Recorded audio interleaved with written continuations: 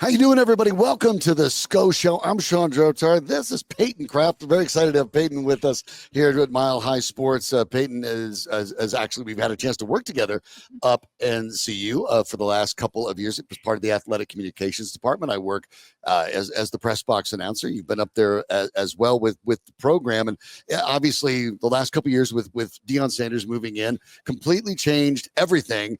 And I've sat in the one chair, but you were dealing with the fact that I remember the first black and gold game. All of a sudden, there were 800 press credentials, and the old record was something like 275. Yeah. It was like almost 3 times as much, and that's just normal now. That's just what it is. Yeah, the sidelines So I mean, are packed. the shift's been remarkable, and so obviously the attention brought to the University of Colorado is big. But we have to start with the big news of the week.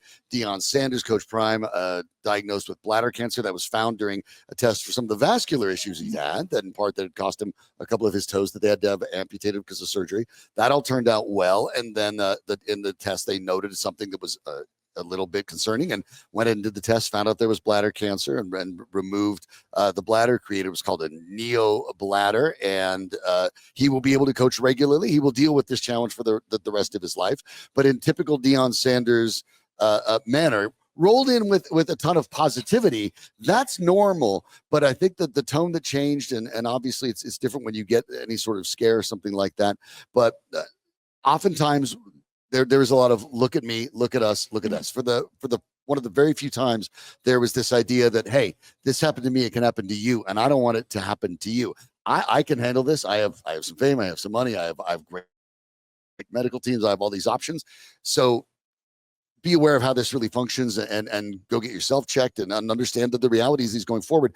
I thought for Deion Sanders, it was probably the most selfless press conference that I have ever in his entire career, not just with the University of Colorado, his entire career I've ever seen him make. Right. And he showed up, cowboy hat, sunglasses, overall, still that flashy look. And even if you don't like that flashy look, he showed up, and this is something difficult for someone to talk about, let alone to the entire, public with the media and go through. And he did it in a very kind of fun and still being selfless, but joking around, I'm going to have a porta potty on the side, right? I'm wearing Depends. Well, he sort of joked. He did say with the porta potty, he's like, no, that's real. He paused. Yeah. He was like, we're probably going to put one there. And joked about it with Depends and everything. And okay, in true Deion Sanders format, this morning it was, as we made this release, that he does actually have a marketing deal with now Depends. Yes. So, but again, that's a good thing. We're talking about normalizing this and be like, hey, sometimes people have medical issues, sometimes age-related, whatever, but this happens to all sorts of people, and it's not even really weird.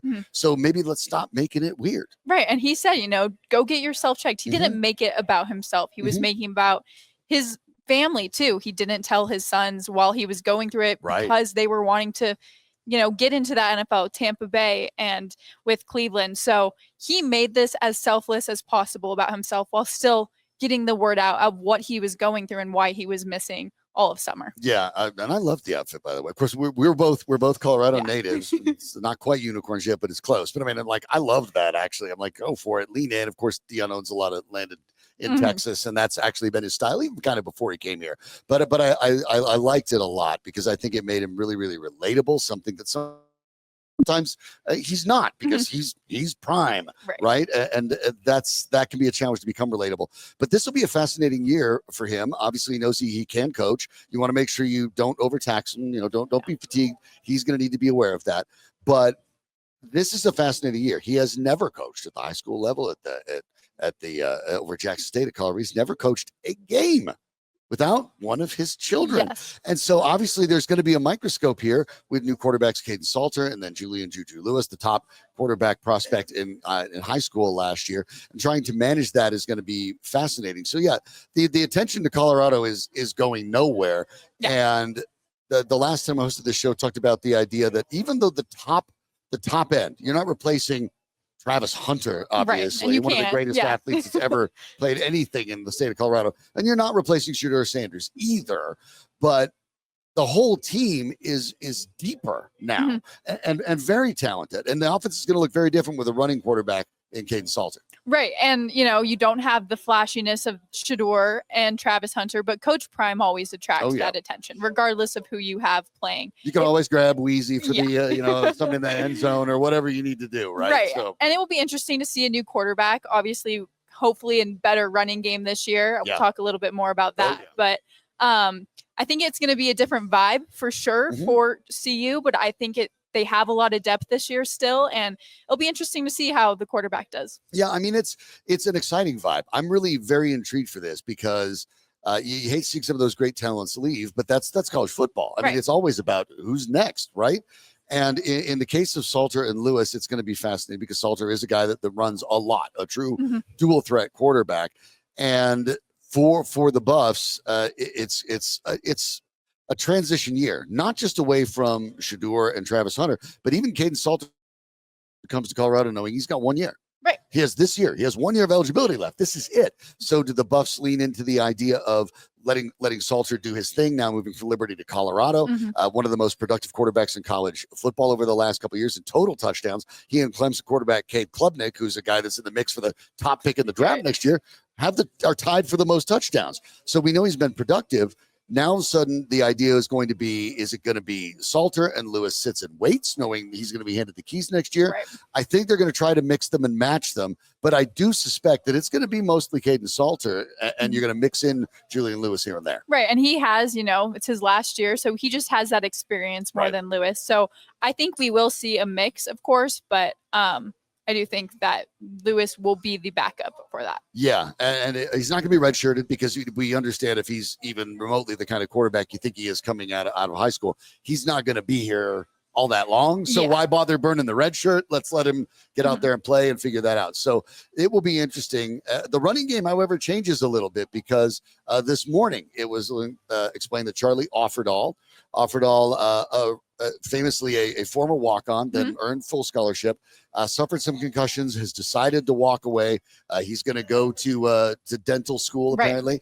Talked in front of the team that he's going to step away from the game. But again, Coach Prime and Coach Prime is one part of it, but the university itself very much appreciates what Offerdahl did because they're going to do something pretty special for him. Right. Yeah. I mean, obviously he's no longer going to be on the team, but Coach Prime said they are still going to help him pay for his dental school to get that degree. They're going to honor the scholarship, that he received, even though he's not playing. Yeah, which I think again shows whether or not you like that flashiness of Coach Prime. It shows he is selfless. He cares about these athletes, and with Offerdahl being offered to keep that scholarship without being on the team, shows he really does care about this team. That part matters, and it does, and it's part of the recruiting pitch as well. That some of the things that I think bother some people outside of the program, where he says, NFL.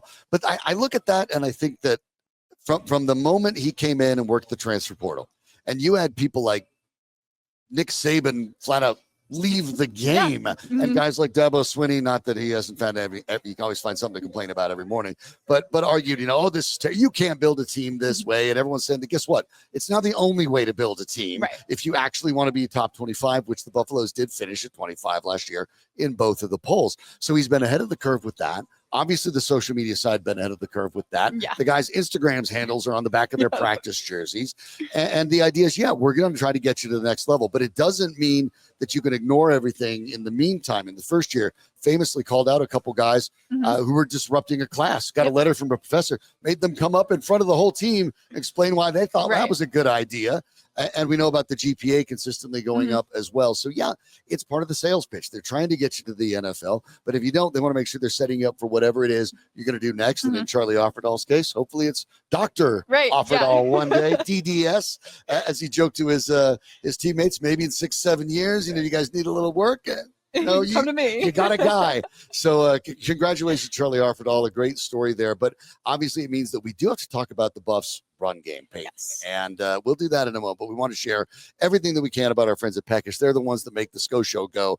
Preferred dining partner of CU Athletics. That's an official term, by the way, and it's there for a reason. There are the 2 locations in DTC down at the Bellevue Station and, of course, up in Boulder. But the new one will be opening soon, 3 times the size of the original. So make sure you check it out. It'll have an expanded menu, a different pizza lineup, all of those terrific things that you expect from Peckish. And since it was already named Best Wings in Boulder 2024 from Best of Boulder, you already know, if you haven't known, And guess what? Well, the Buffs do, because we've had Coach Prime's been there, Shadeur's been there, Travis has been there, all those guys have been there, and they'll be opening a newer one that'll be ready to go by the time the first game rolls around. So obviously really exciting to have that for Peckish, and we're so excited that they sponsor the program. But let's take a look at that run game, which last year, there's no way about it. We were looking at this before we started the show, and we remembered it was bad, but even we kind of forgot how bad it was.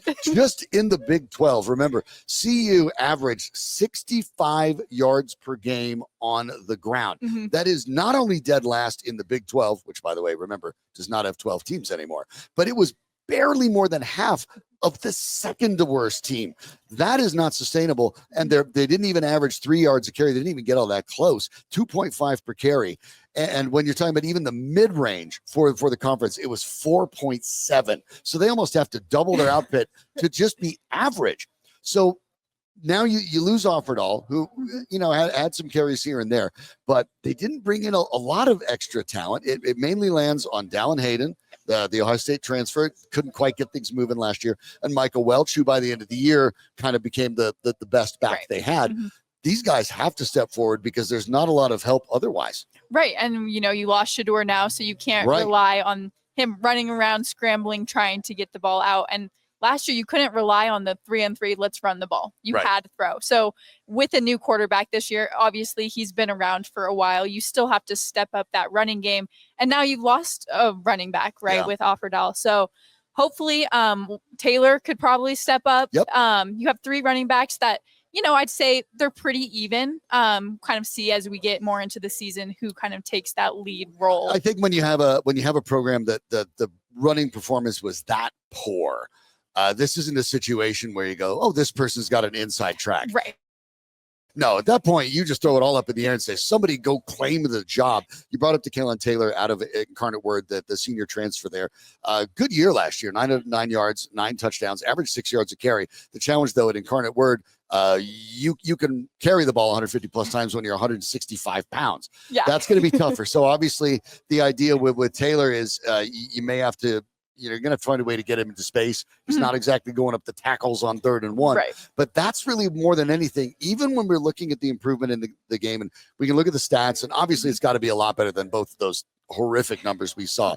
But I'm less concerned about the improvement there and more concerned about being able to sit there at Folsom Field, and it's 3rd and 2 or 3rd and 1, and say, call a running play. You can get yourself a first down that way, because last year you simply could not. It was 3rd and 2, sometimes even 3rd and 1, and you had Shadeur in the shotgun because everybody knew they were going to pass. Think of how much better that offense could have been if they even had a running game that other teams could respect. That's step one. And for the Buffs, more than anything else, that's got to get exponentially better if they want to be seriously considered as Big 12 contenders. Right. And you look at the Big 12, and Big 12 had a great running game. You look at UCF, ASU. Obviously ASU lost Scattaboo, but UCF lost RJ Harvey to the Denver Broncos.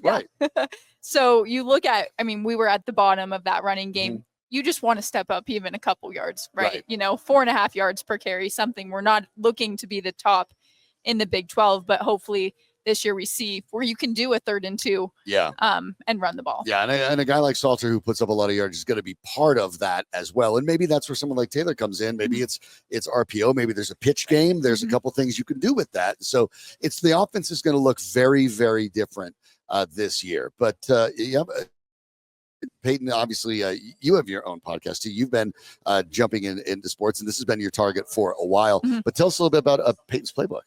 I'm a CU grad, so graduated a year ago. So I kind of started the podcast when Coach Prime got hired. And, the hype of Coach Prime is when I started connecting with athletes, doing interviews, but also fans, because you forget, it was a completely different experience for them. So started kind of just doing a playbook on YouTube. And then from there, I've kind of helped with Broncos. CU is still my main thing. So Go Buffs, obviously, but so it's been fun. I've definitely learned a lot from not Coach Prime to the Coach Prime season. Yeah, so that's one of the fun things about this podcast, because obviously when I'm hosting My Life Sports today, and today you were at a Broncos camp, but the fact that when we had a chance to do the previous show, you had shot footage of Cortland Sutton that, of course, we put right on, and you're going to function in many ways as our sideline reporter for that going forward. So we're delighted to have you with your football experience as well.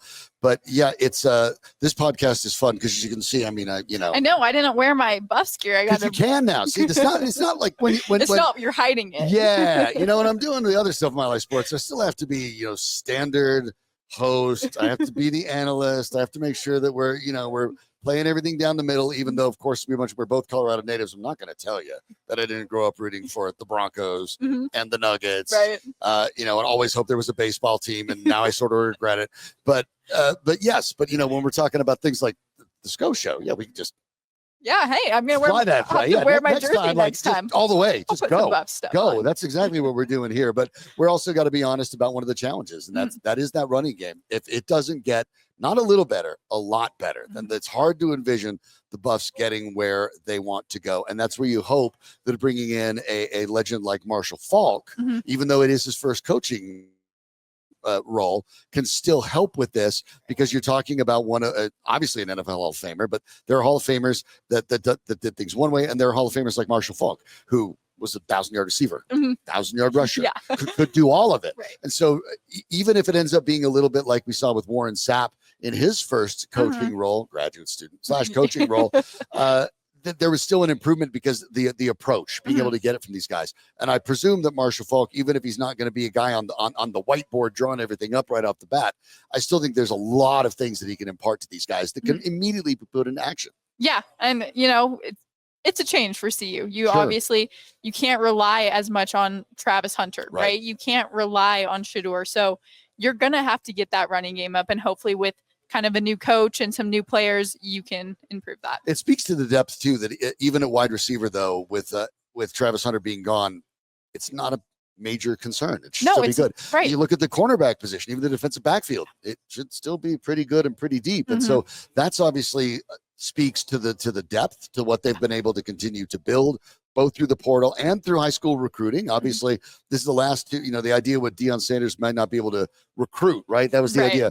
Well, let's see. The year ago, he plucked the top offensive lineman in the country out of high school, Jordan Seaton, who, by the way, is already tabbed to be an All-American. And then you tabbed the top quarterback in high school sports, and have him basically tell a couple of the schools that thought they were in business on national television on no. Sorry. I'm good. Yeah, I mean, the things do look up. The running game's got to get better. We'll see. But improved health by Hayden, some of the stuff by Welch hopefully makes it better. Want to thank our friends at Peckish again, of course, as we talked about the new location up in Boulder opening very soon. But you can always check it out right now down in the DTC as well. All the wings, all the flavors. I've tried. I've gone all the way up to everything but the crazy pepper one that you have to, that don't wipe your eyes. I've done everything but all good. I love every single bit of it. So delightful food. Have a great time out there. All the beers you expect and enjoy. And like we said, preferred dining partner of CU Athletics. That's a special thing, and it means something to the program. So go check out Peckish. Byron's team does a tremendous job there, and make sure you check it out for all the latest at either of their locations. Peyton, thanks so much. Hopefully we get to do this more often and do this again as we get into the season. It's coming up faster than you might think. So for Peyton Kraft, I'm Sean Drotar. For all of us at My Life Sports, thanks for watching the SCO Show. SCO Buffs.